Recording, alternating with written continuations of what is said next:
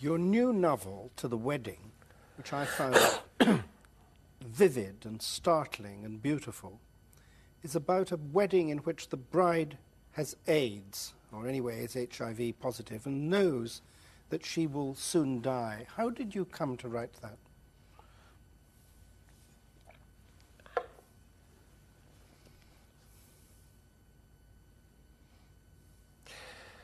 After I finished the Peasant trilogy, I didn't say to myself, but something said to me, there is a book that needs to be written about AIDS. A novel. Some kind of book. I mean, I had read quite a lot that had been written, including extraordinary books of témoignage, of witnessing. And so I began thinking about it, began making notes. When I begin a book, it's terrible. You couldn't believe how bad all my beginnings are. And often that goes on for a year or two. And of course I had, like all of us, quite a number of friends who had AIDS or who was seropositive. And then, strange relation between life and invention. Then, in fact, my daughter-in-law, my son's wife, discovered that she was seropositive.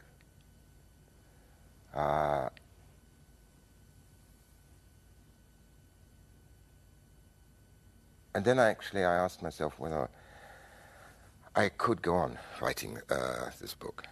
But eventually I decided I could and would.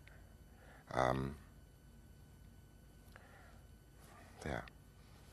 It's a happy book in many ways. It's saying that life is something strong and wonderful, is it not?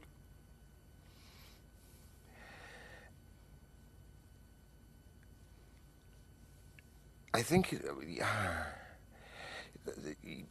it took soon for me, in a way, to know what I brought back. Yes, I think happy, I don't know, but probably there is hope in it. I think so. And maybe, that's another word that I mentioned, there is perhaps a kind of dignity in it. As soon as you begin to observe that maybe there are those qualities, or it's very dangerous, because then you can begin to simplify and cover up. And it seems to me that one has to be unflinching.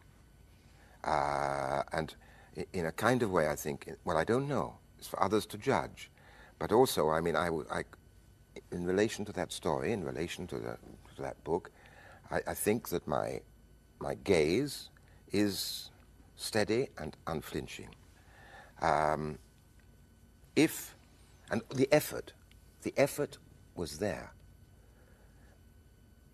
If somebody else tells me now, whilst I was making that effort, that there is actually a deposit of hope in the book, I'm very glad to hear it. But it's, of course, not what I could be thinking about at that time. Where were you born, precisely? Stoke Newington, in 1926, Filey Avenue, 1, number 1. Who was your mother? My mother was called Miriam. She came from Birmingham. And she had been a suffragette. And her father worked in a warehouse looking after horses. He was a kind of groom in some beer warehouse, I think, in Birmingham. And she was a very mysterious person, very secretive. And she always, well, she didn't say this, she only said this when I was about 30. She said, I always wanted you to be a writer.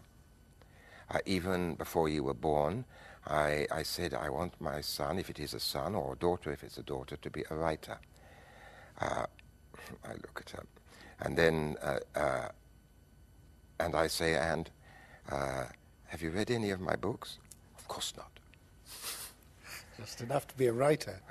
Who was your father? My father, he was called Stanley Joseph, and he was the son of an emigre from Trieste who emigrated to Liverpool. And he, if I'm not mistaken, my father was actually born in Liverpool before moving to London. He was a man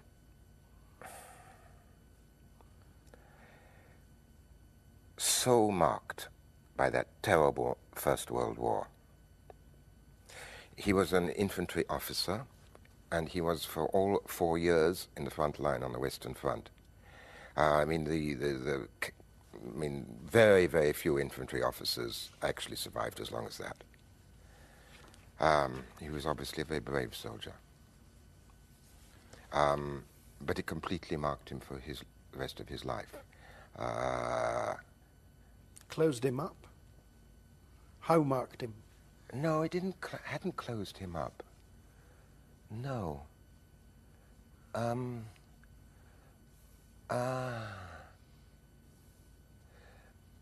I think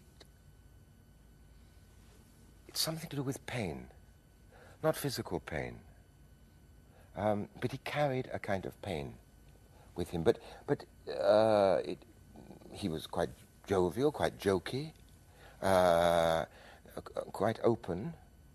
And also, in fact, I think he did something else, because before the war, in fact, he wanted to be a priest. And after the war, I think he remained croyant, he remained a believer, but but he certainly didn't become a priest. Was your childhood happy?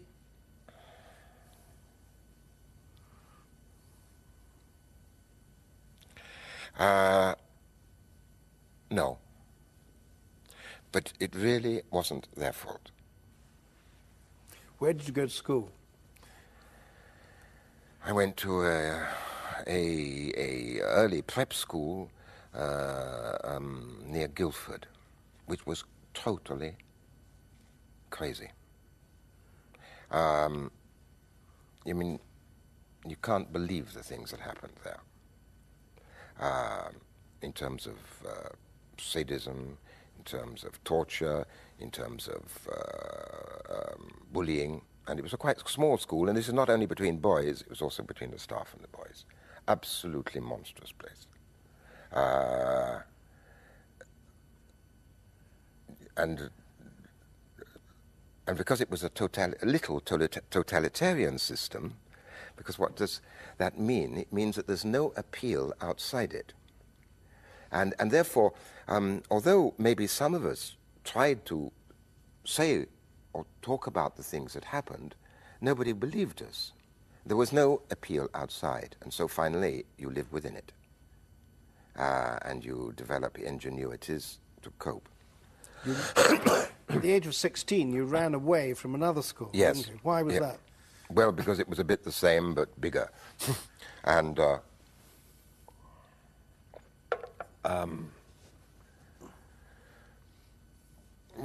because I couldn't bear it anymore. Did you want to be a painter then? Or a bit yes. later? No, I already actually, I think I really wanted to be a painter then, although I was also writing. No, but yes, I wanted to be a painter then. Yes, certainly. You went into the army, you went to art school, and you went into the army during yes. the war. Yes. What stayed with you from that? What was that experience like? Well, I joined the army in the end of 44. Is that right? Yes. And then, in 45 the war was over. So, I was in the army for about a year, or a bit over a year.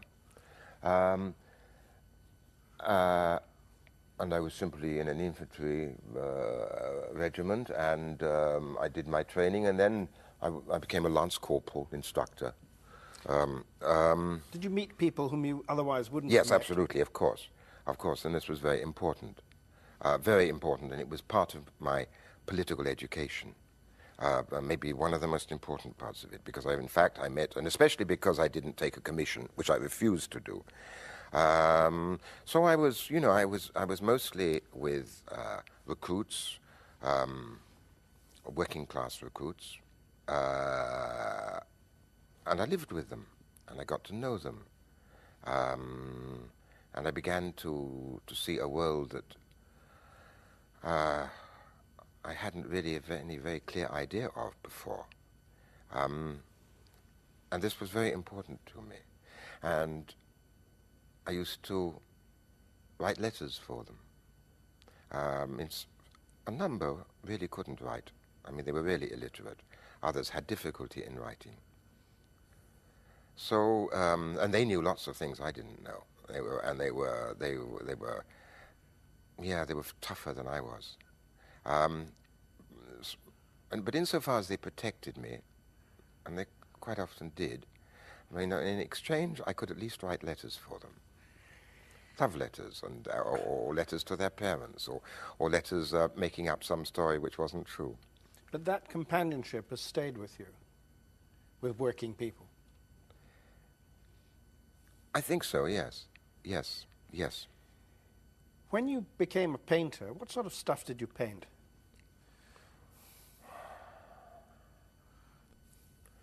Well, it developed and changed. To begin with, it was quite romantic.